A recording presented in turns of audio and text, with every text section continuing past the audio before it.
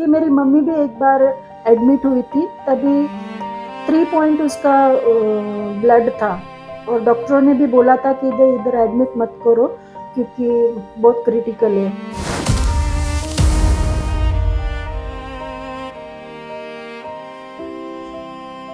Praise the Lord.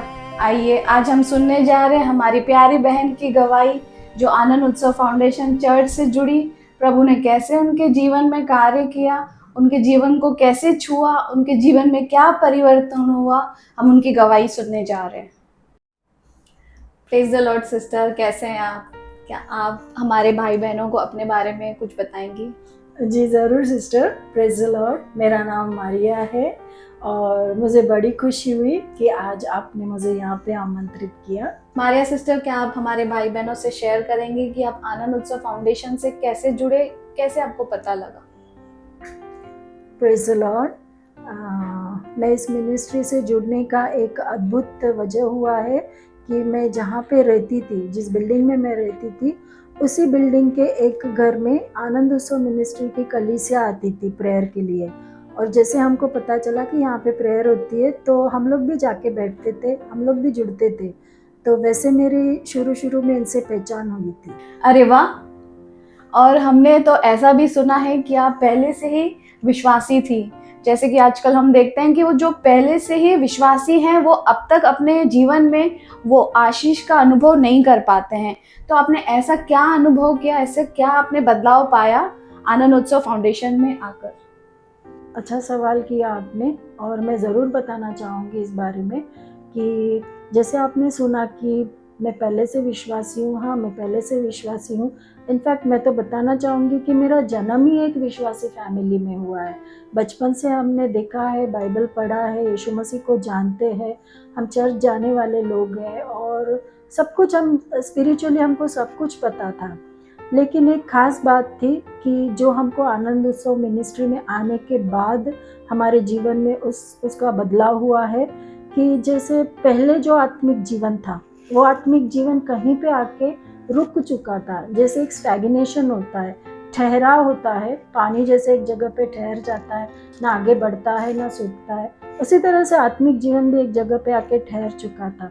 तो इस वजह से क्या हुआ कि प्रभु पे भरोसा होने के बाद भी, सच्चा परमेश्वर है पता होने के बावजूद भी हम लोग बहुत स्ट्रगल कर रहे थे। स्पेशली मैं बहुत स्ट्रगल कर रही थी। रोज उठ के एक संघर्ष था मेरे लिए, रोज उठ के एक मुसीबत थी, रोज उठ के एक दुख था और इसी संघर्ष में, इसी स्ट्रगल में मेरा लाइफ जा रहा था और मैंने उसको सब स्वीकार कर लिया था कि ऐसा ही लाइफ चलेगा, कौन इसको बदल सकता है, अगर प्रभु नहीं बदल सकता है तो कौन बदल सकता है, ये मैंने स्वीकार कर लिया था।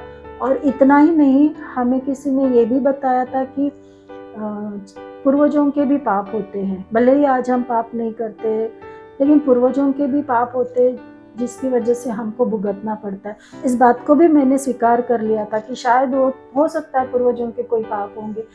तो वही सोच में हम जी रहे थे। लेकिन प्रभु का धन्यवाद हो कि जब हम आनंद उत्सव मिनिस्ट्री में आए, तब हमको अच्छी तरह से पता चला कि सच्चा सुसमाचार क्या है, अनुग्रह क्या है। अनुग्रह के बारे में सिर्फ सुना था हमने, लेकिन अनुग्रह असलियत में है क्या, वो हमको यहाँ पे आके पता चला।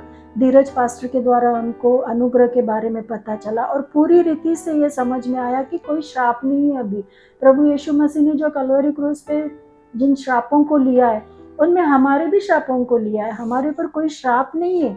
तो जब सच्चा सुसमाचार, अनुग्रह जो होता है, सच्चा अनुग्रह का सच्चा अर्थ जब हमको पता चला, तो धीरे धीरे करके ना हमारे जीवन में से वो जो स्टैग्नेशन था ना, वो हटते गया, आत्मिक जीवन में बदल होते गया।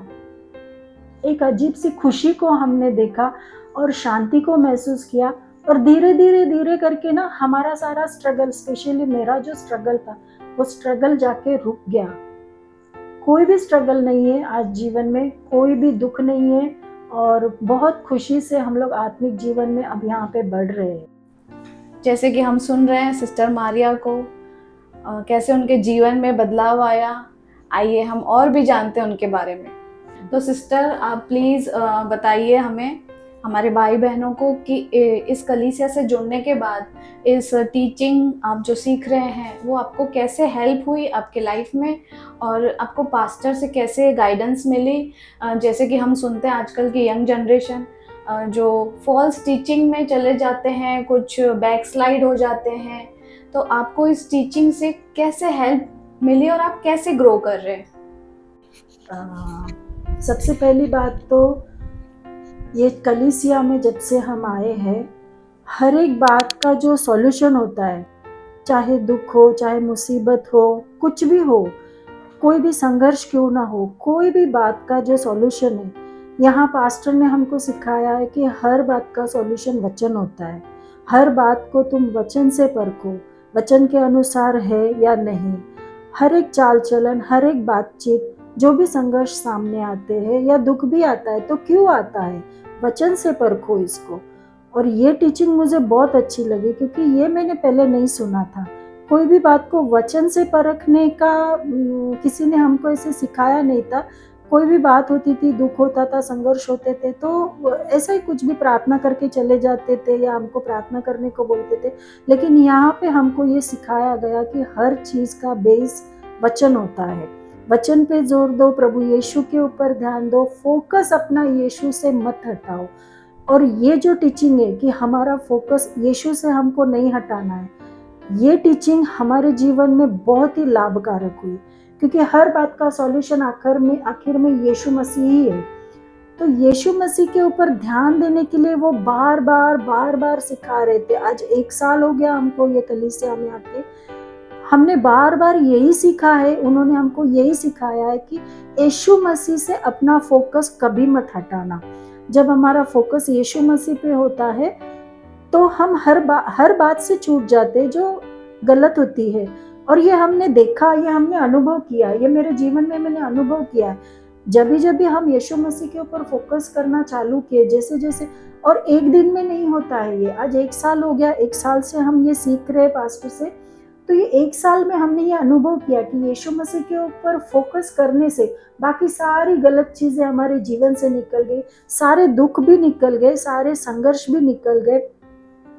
और ये एक बहुत बड़ा हमारे लिए बेनिफिट हुआ कि हमारा जो बेस होता है, वो फाउंडेशन जो होता है, वो वचन ही होना चाहिए। और ये स्पेशल हमको पास्टर ने सिखाया, ये हमको और कहीं इस तरह से सीखने को नहीं मिला था।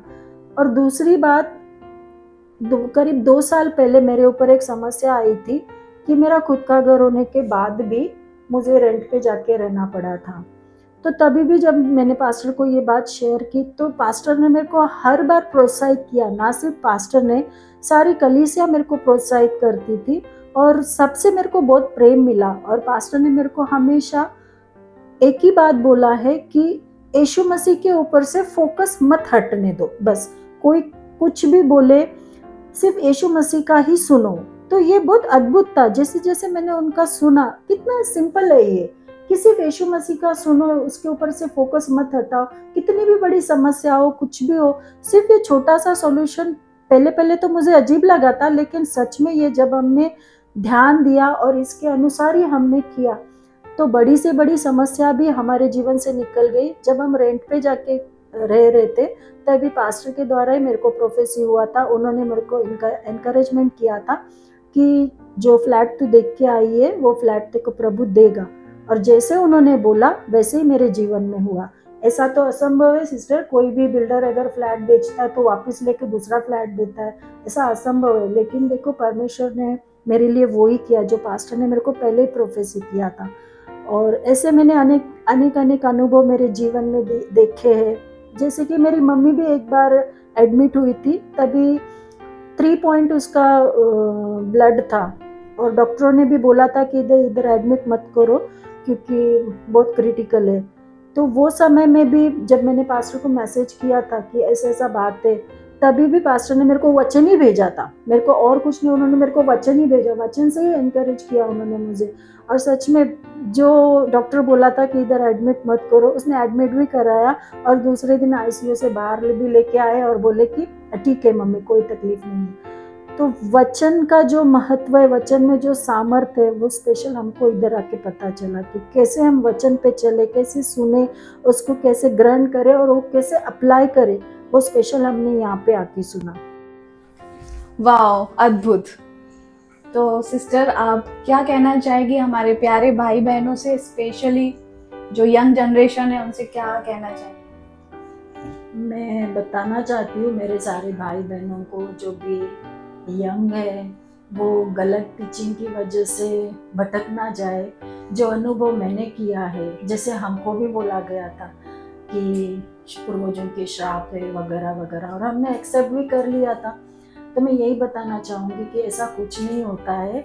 जो भी था वो यीशु मसीह ने क्रूस पर ले लिया और हमको आज़ाद किया है। मैंने अपने जीवन में इसका अनुभव किया है। मैं उस गलत टीचिंग में होने की वजह से जो मुसीबतें मेरे ऊपर थी, आज वो नहीं है। तो कोई श्राप नहीं होता। जो भी यीशु मसीह को ग्रहण करता है उसके ऊपर कोई श्राप नहीं होता है। थैंक यू सिस्टर, आपने एंकरेज किया हमारे भाई बहनों को, यूथ को एंकरेज किया। Thank you so much. Praise Jesus. हम आशा करते हैं आपने इस गवाही से बहुत कुछ सीखा होगा। हम यही उम्मीद करते हैं। आनंद उत्सव चैनल को आप लाइक करें, सब्सक्राइब करें और अपने भाई बहनों और परिवारों से शेयर करें। फिर मिलेंगे हम नई गवाहियों के साथ। तब तक के लिए प्रार्थना करते रहिए और परमेश्वर के वचनों पे चलते रहिए। Praise God.